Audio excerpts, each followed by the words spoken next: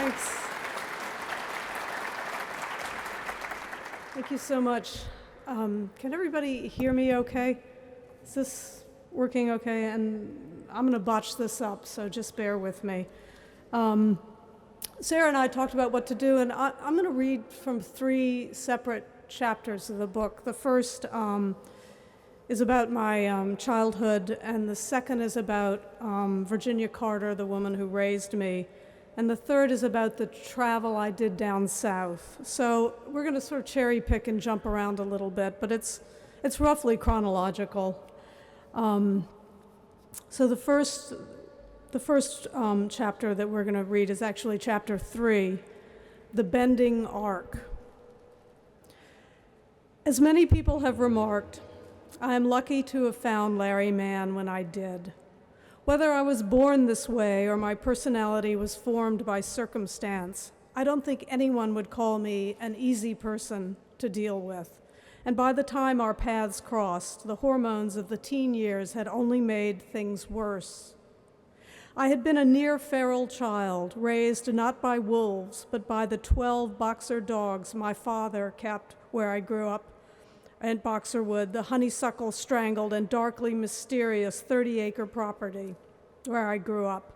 The story of my intractability has been told and retold to me all my life by my elders, usually accompanied by a friendly little cheek pinch and a sympathetic glance over at my mother.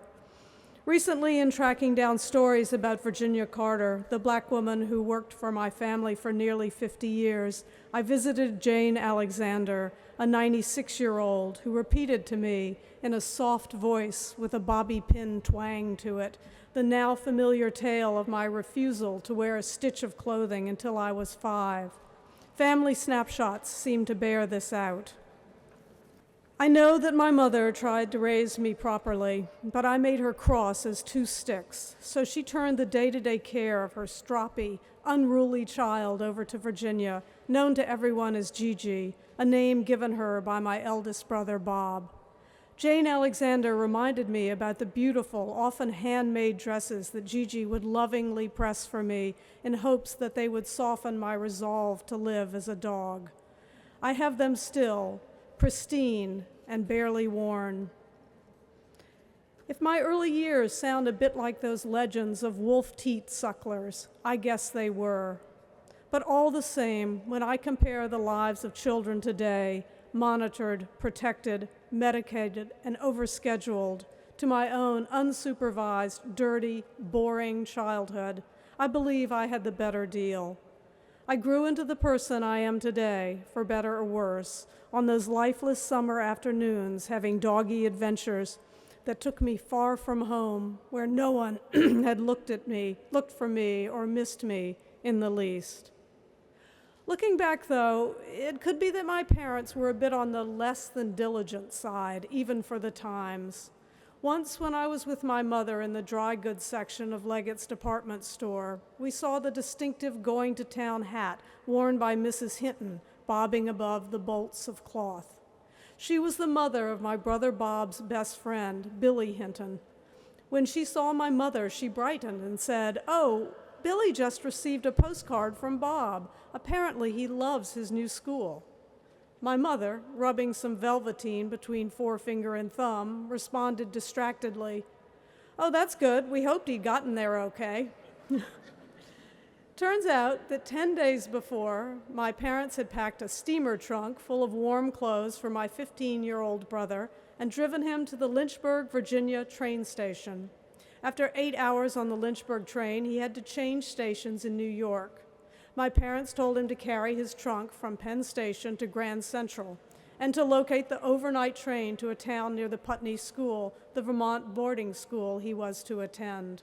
Then they left him and apparently never wondered if those connections had worked for the boy, who had not traveled alone before, or even if he had made it to Putney at all. They had heard nothing since dropping him off and had never called the school to check. My mother told that story countless times, laughing gaily at her recollection of Mrs. Hinton's shock. The assumption back then in the palmy post-war Eisenhower years in America was that everything was fine now, and that was true for the most part. I think my parents were fairly untroubled by child-rearing issues, except for the constant battles over clothing their stubborn hoyden. My father called me Jaybird because I was that naked. But eventually, even that was solved by the arrival in 1956 of Mr. Coffey's carpentry crew, there to build a cottage for my grandmother Jessie on the property. My mother proposed a deal. If I wanted to hang out with the Carpenters, I had to wear clothes of some sort. I was so lonely, I took it. Even though I finally agreed to wear clothing, I had some difficulty working out the details, as my mother's exasperated journal entries report. Sally is in a towering rage in her room because I won't let her go to play school with tattered and dirty underpants instead of the clean ones. Her turn to create a ruckus. I'm firm and calm at present, but I'm about to blow up myself. Despite being kicked out several times for not wearing any underwear, never mind tattered and dirty, a few mornings a week, I began to attend Mrs. Lackman's preschool, where I worked on my socialization skills. By springtime, I had managed to make some human friends whose parents drove them out to my house for a birthday party presided over by Gigi. By the time I began real school, I was almost normal. I no longer spent my days poking at snapping turtles in the pond, or hiding out with my grubby blanket in my honeysuckle caves, or following my unneutered beagle on his amorous adventures down the paved road, from which, when I was hungry, I would pull stringy, hot tar to chew like gum. I now wore crinolines, little white socks, and gauzy dresses. So we skip ahead a bit to the teenage years. On the weekends, I would head off with my date in his Chevelle or El Camino, my hair rat's nested and lacquered into ringlets atop my heavily made-up face, eyelashes curled and matted with mascara, heavy black lines drawn across and well past my eyelid in a Cher-like Cleopatra imitation, lips shiny with cheap lipstick, jungle gardenia flowering at my throat, on my wrists and between my A-cup breasts, which did their best to swell out of a padded bra. I would generally heave in pretty close to my absolute curfew so as not to enrage my punctilious father unduly, and find my parents serenely sitting on the couch in the living room. My mother, with her stockinged legs tucked beneath her, would be wreathed in blue cigarette smoke, deep in the New York Times or Harper's. My father, a well-sharpened yellow pencil in hand, would be reading with pointy intensity some scholarly paper or plant catalog from the Far East, and wouldn't deign to raise his eyes. Stripping off her reading glasses, my mother would squint through the smoke at me with vague confusion, as though an unexpected stranger had just appeared. Weaving slightly, I would stand not in front of them, but off to the side, as if eager to get down the hall to my bedroom to get some last-minute studying done.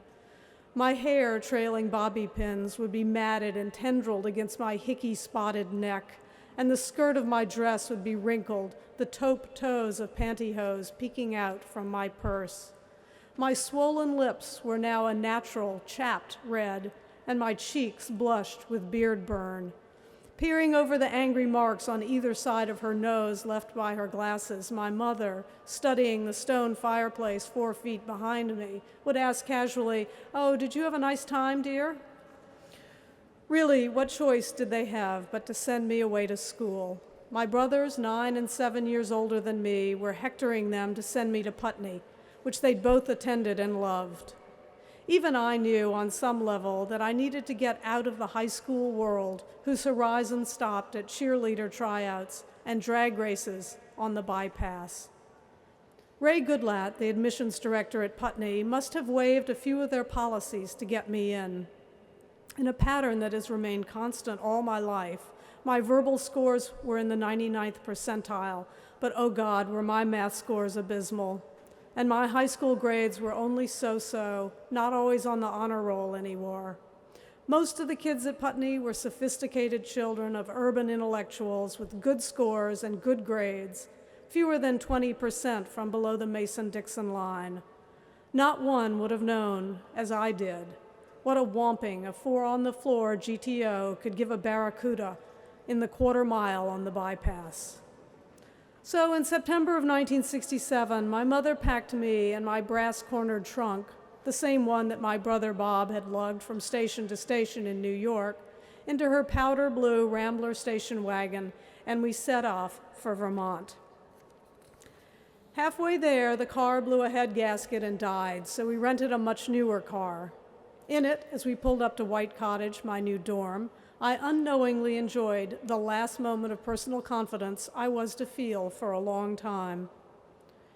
The first week, I raised my hand in Hepper Caldwell's history class and asked what a Jew was.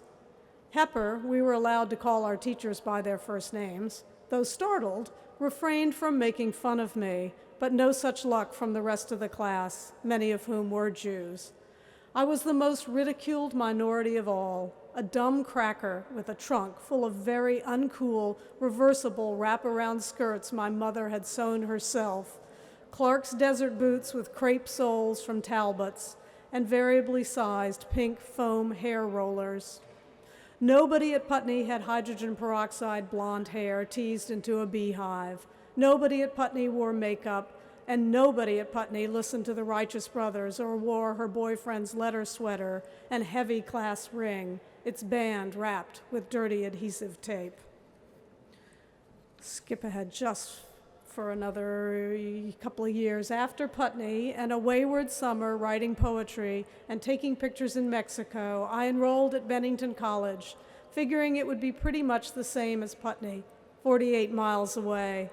I wasn't any fonder of being way up north, but it was a known quantity, as opposed to Sarah Lawrence or Barnard, schools that I decided were too urban for me. Flying the familiar route on Piedmont Airlines to tiny Weir's Cave Airport, I arrived home for Christmas in 1969 and finally met Larry 3 months after our destiny, unbeknownst to us, had been sealed on the afternoon he moved the epic stone. You'll have to read the book for that one.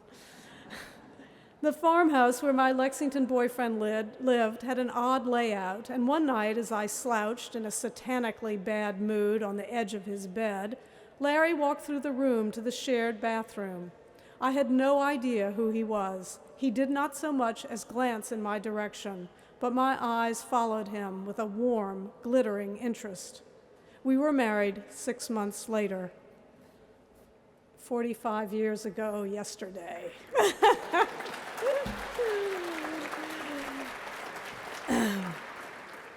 Right, this is one of the chapters about Virginia Carter, the woman who raised me.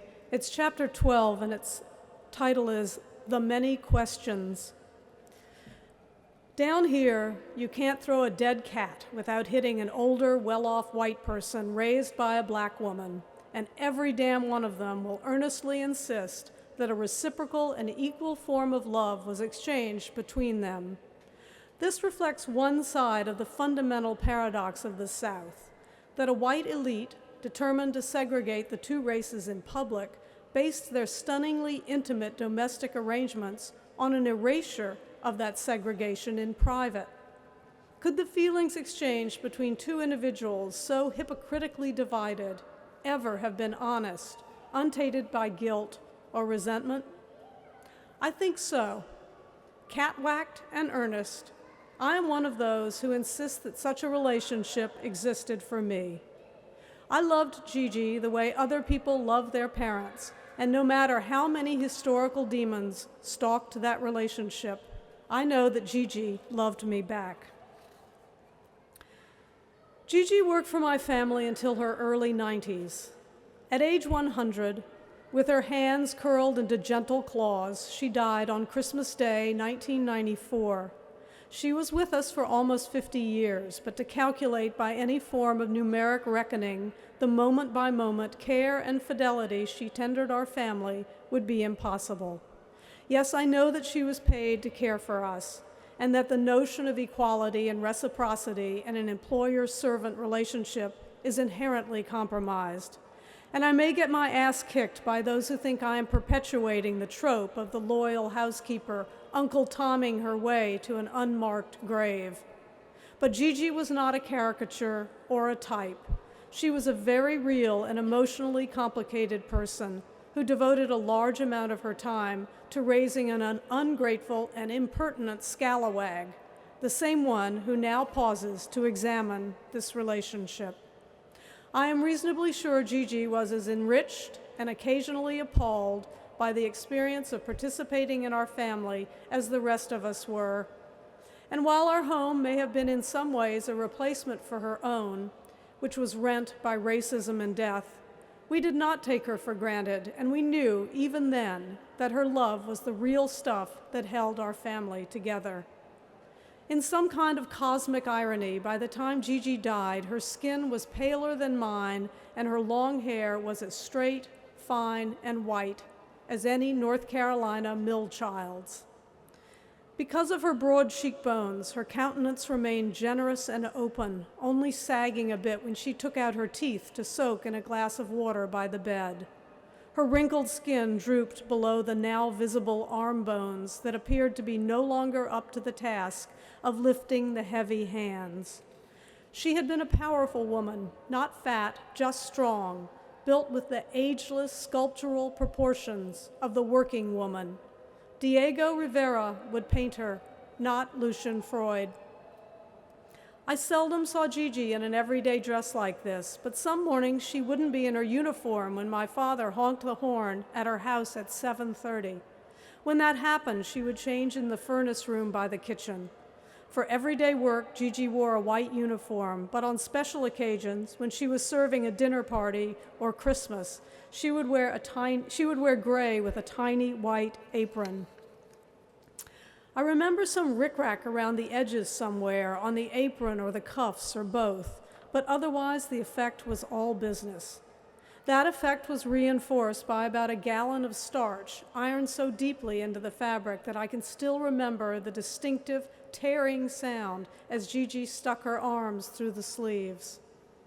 I knew exactly how Gigi had gotten to be so good at washing and ironing because I had read about it in my well-worn The Child Story of the Negro, 1938, by Jane Dabney Shackelford. Ms. Shackelford, an unfortunate name from an African American if I ever heard one, explained, quote, "Even after the slaves were set free, the Negro washerwoman had a great task to perform. Often her husband could not find work to do, but every community needed a laundress, so there was always work for her. When her husband was thrifty and worked regularly, his small earnings were often not enough to care for the family. If the children were sent away to school, their expenses were paid by a mother who was laboring over a washtub.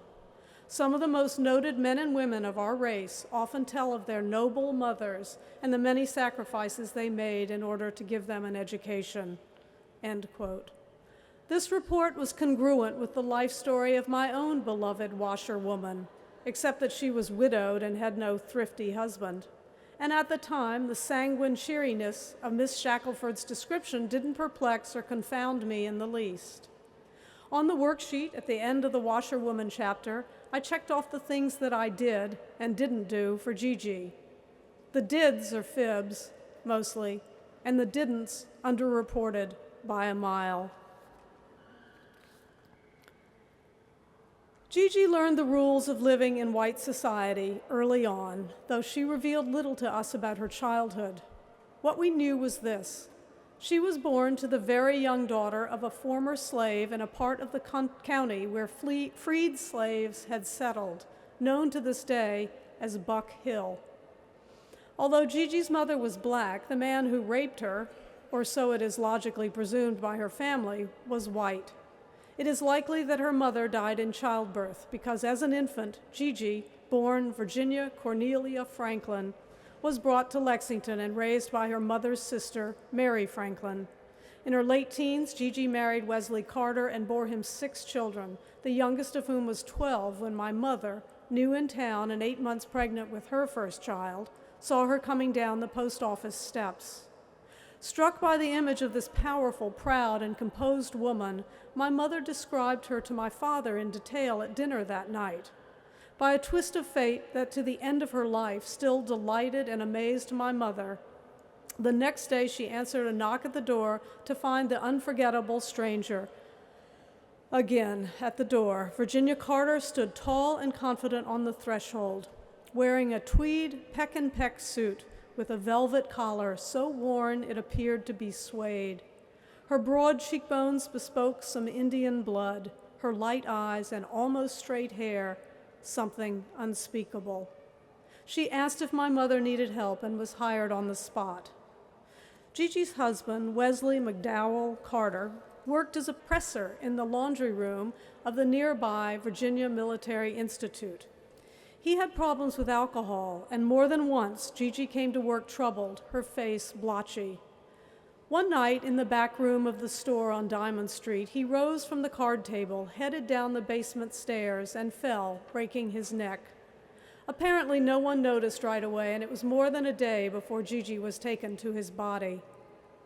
Left with 6 children in a public education system for which she paid taxes, but which forbade classes for black children beyond the 7th grade, Gigi somehow managed to send each of them to out-of-state boarding schools and ultimately to college. How did a widowed black woman pay for the housing, the food, the travel, and the tuition to educate 6 children?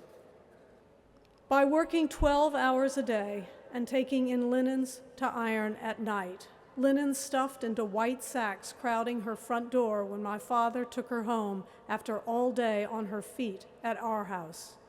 What did he think when he saw those bags? What were any of us thinking?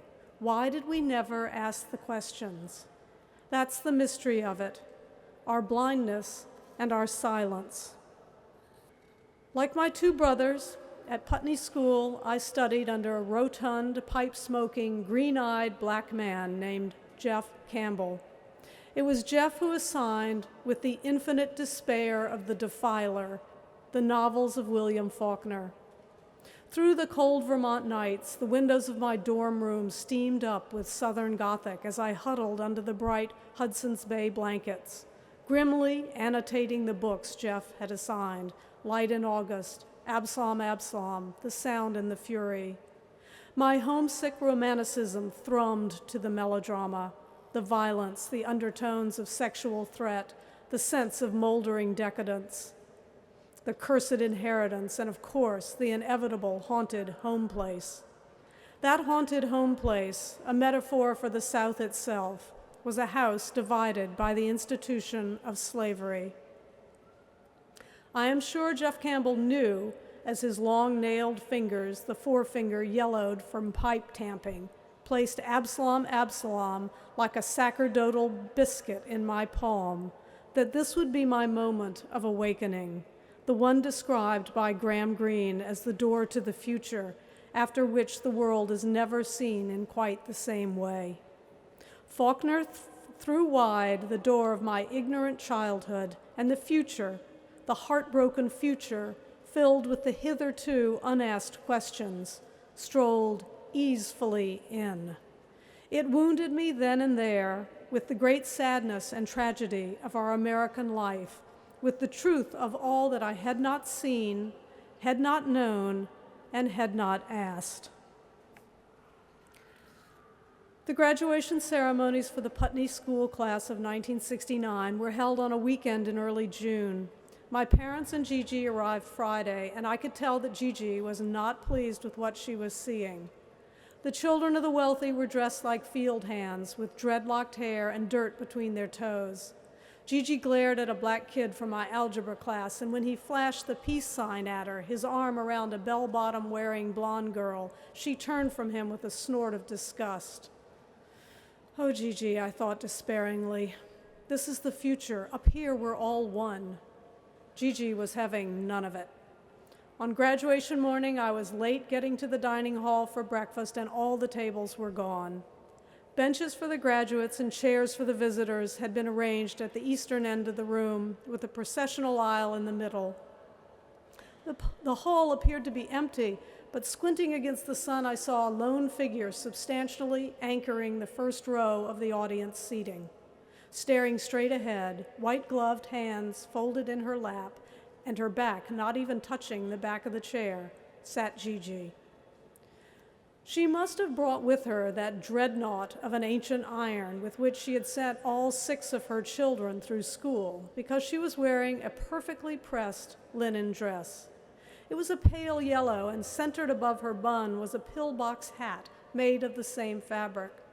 A necklace of white plastic orbs resembling the South Sea pearls that you now see oppressing the thin collarbones of ladies who lunch complemented Gigi's powerfully muscled neck. The skin swelled out above her two small white pumps, and her stockings had compression puckers where the toes were mashed in. No one had stocking seams anymore, but in every other respect, she was as elegant and imposing as a dowager queen. This picture of her at my brother Bob's college graduation a few years before my Putney graduation will give you some idea as to that serene elegance, especially in relation to her obnoxious charge. Before it occurred to me that a styrofoam cup was absolutely out of the question, I walked over to her and offered her coffee in one. The concept of paper plates, cups, napkins, or plastic anything was anathema to Gigi. It was she who kept the silver polished, the Wedgwood plates interleaved with circles cut from grocery bags, and the glasses wiped with old diapers washed so many times they were airy as cheesecloth. But to my surprise, she accepted the coffee, and we sat for a while in the soft June sun. A few hours later, as the room began to fill for the ceremony, she was still in the same chair. When my parents arrived, my father stood to the side while my mother, in a prim little hat, slipped into the seat next to Gigi. Directly behind them sat Ethel Kennedy, wearing white patent leather boots, her brood sprawling around her, their shirts unpressed and hanging out of their khakis. My mother and father leaned toward each other occasionally to exchange some whispered observation, but Gigi remained straight-backed, staring ahead. I knew the warning signs. Her distress, even her occasional anger, was always accompanied by an ineffable and profound sadness. Always the pursed lips, the closing of the eyes, perhaps on divisions of injustice and outrage, and the slow, tired shaking of her head, usually accompanied by a which conveyed wordlessly the extremity of her disgust and sorrow. Then it started, the eyes closing, the head slowly, almost imperceptibly moving from side to side. As if she could bear it no more, she reached out her immaculate white-gloved hand and with her forefinger tapped my mother on the arm. The pillboxes came together and Gigi put her lips to my mother's ear, whispering indignantly, "Mrs. Kennedy is chewing gum."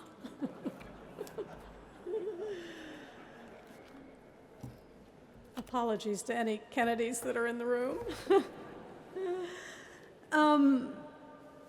We're going to go down south, so I'm taking off my coat. We're going to skip ahead to the trips that I took in the late 90s photographing down south. And so in 1998, right after bluffing Virginia Farm Credit out of the loan for the farm, I set out on the first of my several trips down into Alabama, Mississippi, and Louisiana. The Suburban was packed to the headliner with coolers of film, smaller coolers with food and booze, nearly identical cylinders of sleeping, film changing, and tent bags, the lunchbox-sized primitive cell phone that Larry insisted I take, folders with heavily annotated maps, and in the far back, the darkroom with stacks of frame-quality glass, silver-blackened trays, and explosive, burping bottles of ether-based chemicals. Because it was a chilly spring day when I started out, I drove with the windows rolled up. By the time I'd been on the road for a few hours, I realized that I was drunker than if I'd been knocking back shots of moonshine. Quickly rolling down the windows, I was spared a traffic stop in which I would most certainly have been arrested for driving shit-faced drunk, what was effectively a rolling bomb. So explosive is ether, I was once told by an alarmed pharmaceutical rep that even flicking on a faulty light switch could cause a canister to blast apart. I had called her to inquire casually about the 20-liter tank of ether that UPS had dropped, I feared literally, at the house while I was out shopping. When I found it plunked down in the driveway, bare naked like some pudgy, unexploded nuke, I had rolled it onto a handcart and hauled it into the shop where the wood furnace that heats our entire compound was burning away. The farmer rep so terrified me about the volatility of the ether bomb next to the wood stove that I hung up, ran down to the shop, and rolled it back out into the driveway. Grasping it around the midsection, I placed it gently in the front seat of the car, buckled it in tightly, tighter than if it were baby Jesus, and drove like a little old lady to VMI, whose chemistry department I had alerted to our arrival. Creeping along the parade ground, I was met by cadets dressed in what looked like Tyvek. Stopping traffic, they unloaded my own little fat boy and put it in their freezer room for me to draw down into smaller containers. I took a number of those smaller bottles swaddled in bubble wrap for the trip south, praying that my rolling darkroom coom bomb didn't get rear-ended by some meth head who'd unknowingly met his chemical match. Once I got to the warmer temperatures, I kept the windows down and sober made Mississippi by nightfall. That's when the ecstatic time began, and it had nothing to do with ether. In Poetics of Music, Igor Stravinsky distinguishes between the regular old, precisely quantifiable kind of time and that giddy, bedlamite, psychological time we all know and crave to varying degrees. For me, once those shotgun shacks began to appear along the road, I broke through into that transcendent dimension of revelation and elation that gleefully eludes Stravinsky's quantifiable time. The lazy shafts of late evening Mississippi sun heightened this time-unraveling sensation, illuminating vortices of cotton flies, like hundreds of bright, slow-motion tornadoes alighting upon the dark fields. I took lungfuls of the yeasty, essential smells that came in my open windows, the sweet stink of exuberant fecundity. I stopped whenever I saw something that felt like a photograph or held some mystery or happened to catch the light in an alluring way. Half a baby doll thrown in a ditch around which vultures circled, a cotton ginning operation sending up spumes of light-struck dust, a burned-down clapboard church. Barely touching the accelerator, I stuck my head out the window, resting my chin on my wrist, and watching the scenery crawl by with the calculating attitude of a cat, measuring the distance from floor to countertop. Occasionally, I'd glance into the rear-view mirror to discover a string of cars, their drivers anxiously craning their necks to see what the holdup was. I would continue this until it was too dark to photograph, although one night I made this 2-hour exposure on Lake Pontchartrain, and eventually find a campground where I could pull in under the murmurous pines and use a cinder block bathhouse illuminated all night by bug-swarmed amber bulbs. Early in the trip, I met a friendly couple at a lecture in northern Mississippi. I told them what I was doing, and they asked where I was staying. In the back of the Suburban, I told them. Then, as a joke, asked them if they wouldn't happen to have a furnished antebellum house in Louisiana where I could live for a week. Oh, and I wanted this too. Not just a free house, but a free house with a killer picture within a few feet of the back door. After sharing a glance, they turned to me with apologetic dismay and said that their family had such a house, but it was in Mississippi, 3 miles from the Louisiana border. Could it possibly suit anyway? Of course, I took them up on it, and this, I swear, was the killer picture right outside the back door the very first morning. Not only was the key under the mat as promised, but the sheets were clean and the refrigerator stocked. Occasionally, I'd come in exhausted and hungry, and there on the counter, I'd find a still warm casserole covered with tin foil. As is the genteel Southern custom, a serving-sized spoonful would be missing from it, with a note saying they just couldn't finish it and hoped I might get some use out of it. This gesture, a slice out of the ham or a sliver from the pie, is to ensure that the recipient is not made uncomfortable by the generosity. But in my case, their generosity extended well beyond a casserole, and I was already uncomfortably far in their debt. On the morning I left, they brought me fresh biscuits and homemade sausage. Total strangers. The kindness of total strangers. the sweet gestures of blind trust and welcome, the common and the miraculous somehow made one. It makes me weep. I weep for the great heart of the South, the flawed human heart. The road out of Greenwood, Mississippi, slices through Loess hills, soft as spoon bread, dropping down precipitously into the black ferment of the Delta. As I made my way down, oncoming drivers laboring up the steep lane opposite never failed to raise from the steering wheel a welcoming forefinger, the universal farmer's salute. And not just the congenial black faces behind the wheels of the low-slung Grands Prix and Catalinas, but also the good old boys in late-model, multi-antennaed white F-150 pickups, the NRA sticker on the back window just below the shotgun. It was just such a truck that I heard coming slowly across the fields where I was photographing a burned-down ruin of a plantation house. I knew that distinctive Ford engine noise. Not that I could see it. I couldn't. I was stuck under the darkroom curtains at the back of the Suburban with a newly sensitized plate that I wasn't about to ruin by looking out. The problem was I was in deep trespassing shit. I had been driving way out in the country, miles from any paved road, when I had seen these siren song columns, the home they once supported long burned to the ground, surrounded by live oaks trailing Spanish moss. Irresistible. The hitch was that they were behind a fence hung every several feet with no trespassing signs, and they purported to mean business. Trespassers will be shot. Violators will be shot. Survivors will be shot again. That kind of thing. Like Odysseus untied, tantalized by the vision of these columns, I pushed the Suburban through a gap I found in the barbed wire, sailed right in, and set to work. When I heard the pissed-off sound of that truck approaching, I knew I had more problems than a run-over dog. Under the dark cloth, I prepared my most ingratiating grin. The engine cut off and everything was silent save the ticking of cooling metal. After a few uneasy moments, the door opened and I heard footsteps approaching. In the pause that followed, I imagined a gun barrel being raised by a Bull Connorish man to that part of the dark cloth where my back, given the evidence of the legs below, would be.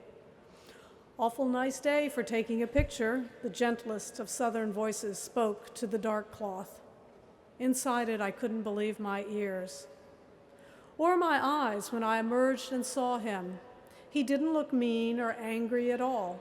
In fact, he had the benign, lazy look of somebody who'd gotten into a sizable mess of nookie the night before.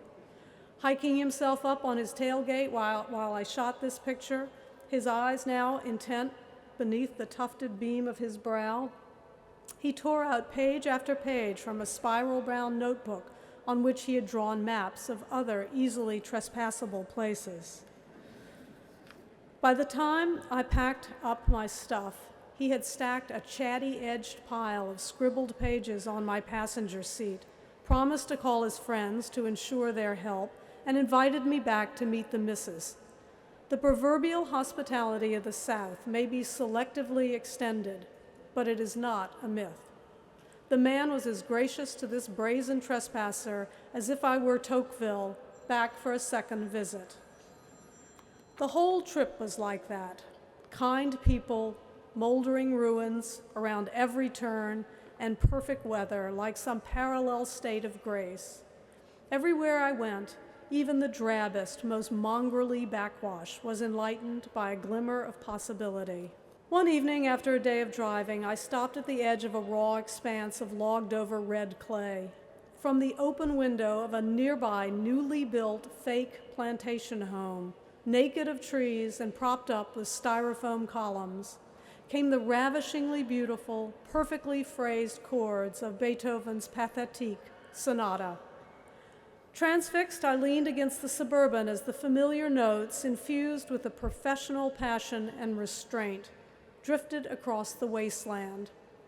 Unrestrained myself, I walked up the porch steps, cupping my hands against the fly-specked window screen to discover within the pianist Simone Dinnerstein, sitting before a Chickering grand piano, attended on her right by a man who had suffered the ravages of leprosy.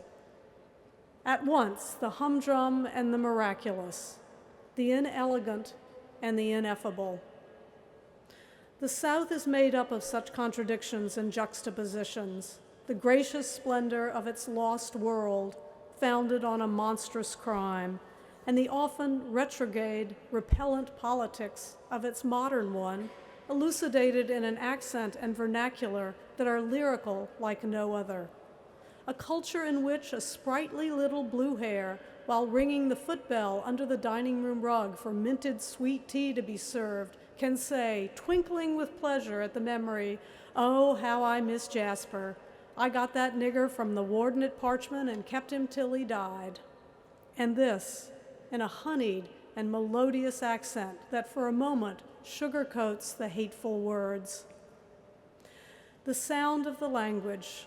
I once knew a woman who hired a man with a mellifluous Southern accent to read to her young son each night so that he would always remember those pulpy vowels, the gentle mitigation of the consonants.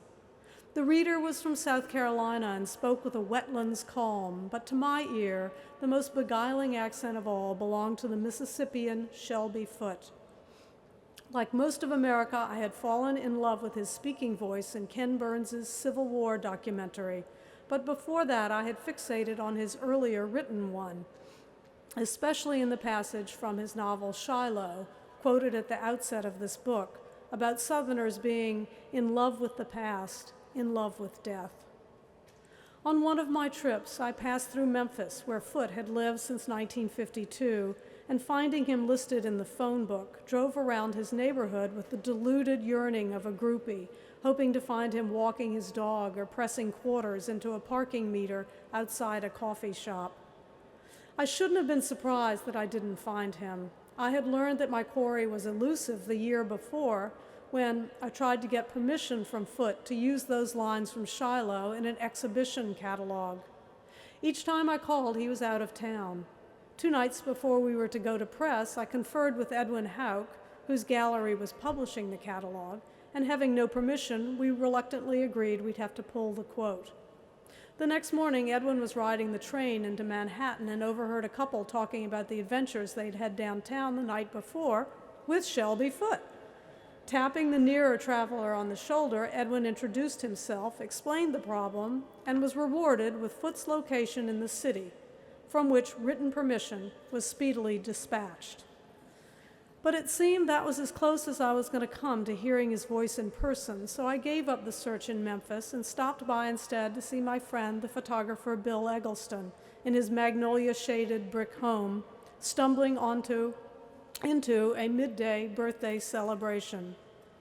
As we sat around the table, Lee Hazlip, Bill's longtime girlfriend, came dreamily down the stairs dressed in a 1940s slip that I would swear was the very one worn by Maggie the cat. Her hair was tangled, her face puffy with sleep, and her breasts swayed inside the nylon boob pockets. She was the sexiest, most ravishing creature I have ever seen, moving toward us like an underwater plant, stopping to pour a glass of bourbon. If those had been my 5 birthday candles, I would be wishing to look at that sight forever. But who knows what Bill's wish was. He made it, and we ate the cake and took a stroll in the backyard where there was a small, old-fashioned pool. Then I mentioned Shelby Foote. Bill brightened and said, "Good Lord, of course he knew Shelby, so let's go right on over to his place and say hi." Delightedly, I piled into Bill's car, which looked to have belonged to his grandmother, and off we went. Fan that I was, I clung to every word of Bill's Shelby Foote stories until he said that the last time he'd gone to visit Shelby, unannounced like this in the middle of the afternoon, Shelby answered the door in his boxer shorts. "Whoa," I said, no, we can't take that chance." And reluctantly, we reversed course. I left Memphis richer for having seen the vision of Lee, but poorer in the Foote department.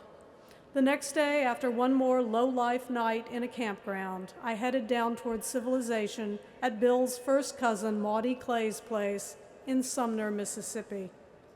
As always, I picked the least traveled, most remote roads, exiguous pale blue lines on the map, certain in my bones of the memories residing there. Driving through those vine-hung dirt roads, the slender grasses on the verge bent with dust, I was improbably enough listening to Joseph Conrad's Heart of Darkness on tape. Though a world apart from Africa, it was impossible for me not to think of the misery extracted at every turn in those roads, just as it had been impossible for Marlowe to paddle up the Congo unaware of the groves of death lying within the shadows along the riverbank. For me, the Deep South was haunted by the souls of the millions of African Americans who built that part of the country with their hands and with the sweat and blood of their backs. I was moving among shades, aware always of their presence. Flannery O'Connor once said that the South is Christ-haunted, but I say it's death-haunted, pain-haunted, cruelty-haunted, just haunted, period. I knew my pictures were haunted too, but in a different way from the ones I had made closer to home. I had come south looking not so much for the scars of the Civil War, but for something even more fundamental and paradoxically more elusive. The pictures I wanted to take were about the rivers of blood, of tears, and of sweat that Africans poured into the dark soul of their thankless new home. I was looking for images of the dead as they are revealed in the land and in its adamant, essential renewal. One death in particular had haunted me since childhood, that of Emmett Till, which took place in Maudie Clay's home territory. On my way there, I traced the route his murderers had taken in his last hours, beginning with the fateful and possibly apocryphal wolf whistle in Money, Mississippi, passing along the Tallahatchie River, and winding up on a balmy, serenely yellowish afternoon at the very boat lock from which 14-year-old Emmett was heaved into the river, naked, blinded, beaten, a cotton gin fan lashed with barbed wire to his neck. When I visited, Emmett Till's murder was conspicuously unremarked upon in Sumner, although recently Maudie sent me this picture of a sign that was erected on the newly cleared riverbank and immediately shot up. So I was lucky to have Maudie, the granddaughter of the former owner of the land, to show me the exact site. It was a trek, well off the road and isolated from any signs of life. She helped me carry my camera, bushwhacking a path alongside the cotton fields to the water's edge, and I was glad for her company, feeling unusually vulnerable and alone. Having pushed our way through the thick brush and scraggly trees to get to the riverbank, I was disappointed by the humdrum, backwashy scene before me.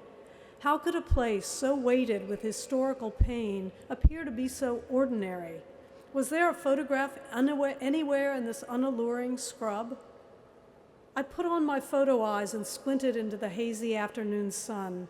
With my hands, I formed a rough 8 by 10-inch dimension, cropping out the old Ringer washing machine caught in the vines upriver, imagining the sun breaking all the Kodak rules by milkily pouring into my wide-open lens aperture.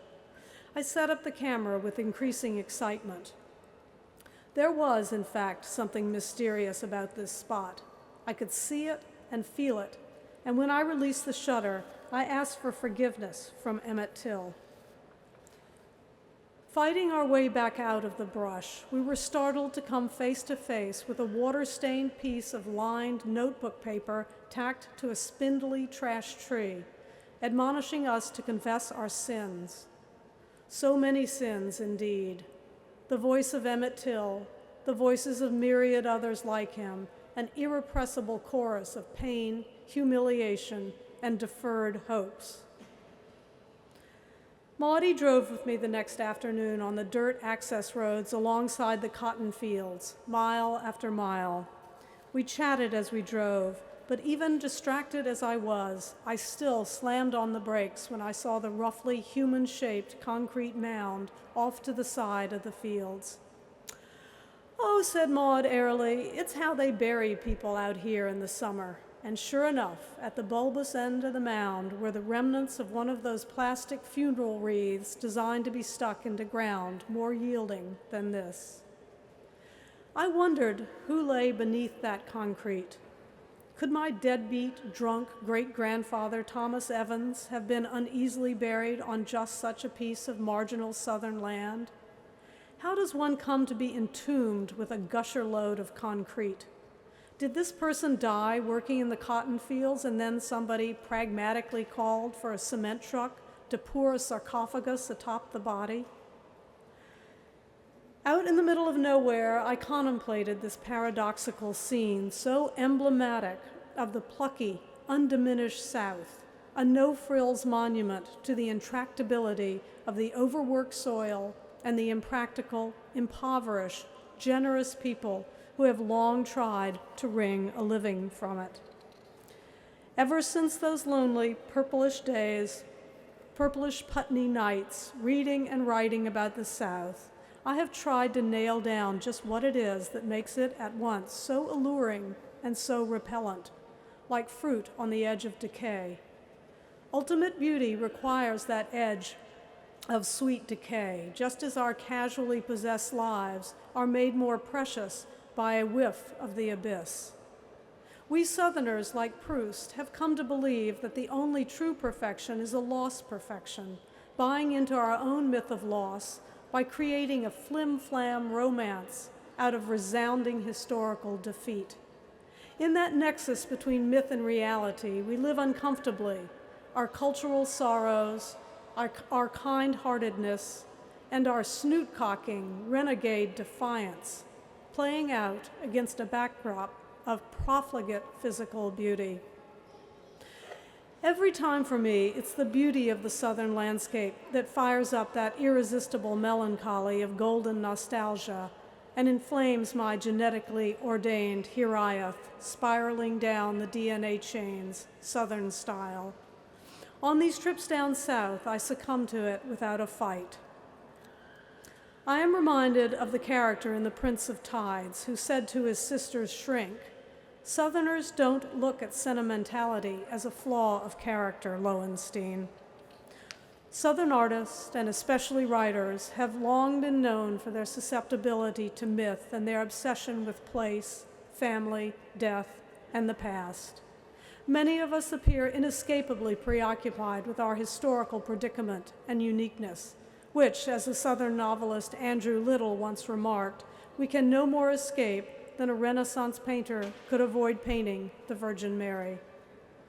My friend Neil Mackenzie, with his Canadian perspective, notes that we Southern artists also display a conspicuous willingness to use doses of romance that would be fatal to anyone else.